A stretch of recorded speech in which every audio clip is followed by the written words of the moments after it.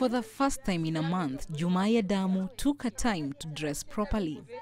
She's excited about reuniting with her daughter.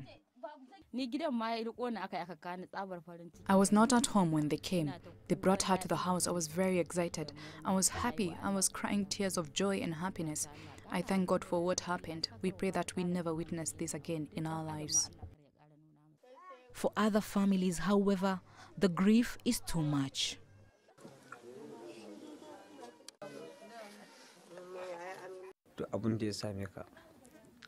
Whatever's happened to you, we can't do anything but thank God.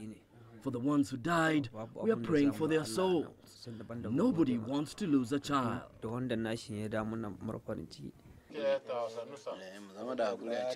Nathan Sharibu's daughter is still missing. He's, however, proud that she refused to convert to Islam.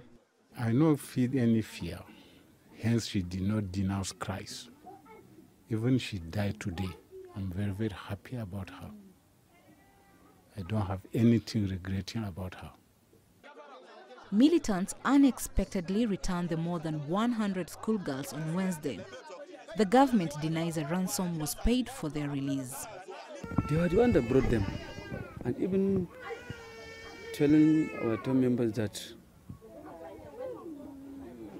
we brought your daughters peacefully, we never cheat them, and we never receive any call from government. We release your daughters to you for the sake of Allah. That is what they told us. But they want us not to send our daughters to that school. Boko Haram roughly translates to Western education is forbidden. The group wants to create an Islamic state. It has waged an insurgency for 9 years, kidnapping and killing thousands of people. Chomgono, CGTN. Let's now cross over to Abuja and speak to Majid Dahiru, a public affairs analyst, on this developing story. Majid, President Buhari says that he is giving priority to dialogue as opposed to confrontations against Boko Haram. Is this an approach likely to receive support from the Nigerian public? It depends on who you are talking to, and it also depends on the manner of negotiations. The federal government under the leadership of Muhammadu Buhari is actually trying to broker with the insurgent group. For one, the Albanawi group appears to have used that window of negotiation to relaunch themselves into the hearts and minds of the people of the native area that are actually devastated by this terror activity. Because by taking away the Dapchi girls and returning them back safe and sound without any of them being hurt, they have actually warmed themselves into the hearts and minds of the people and have actually the opportunity to increase and deepen their legitimacy among the Muslim population of the Northeast. Of note is the fact that the only Christian abductee was not released on religious grounds. And this is going to go further to legitimize the terror group and present them as a reformist Islamist movement.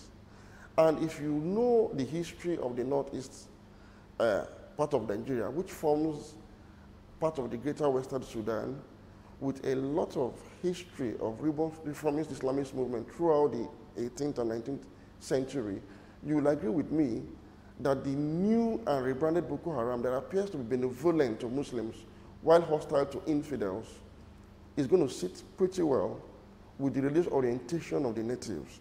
And this is very dangerous for a post-Christian presidency in Nigeria. Therefore, the Boko Haram insurgency is just about to begin. So all boarding schools, though, in Borno State, just coming back to the recent developments there with the insecurity, all boarding schools there have been shut down over security concerns. What do Nigerian authorities need to do to safeguard the children schooling in the Northeast from the threat of abductions posed by Boko Haram? Because many of them now will be in fear, I presume, of returning to school.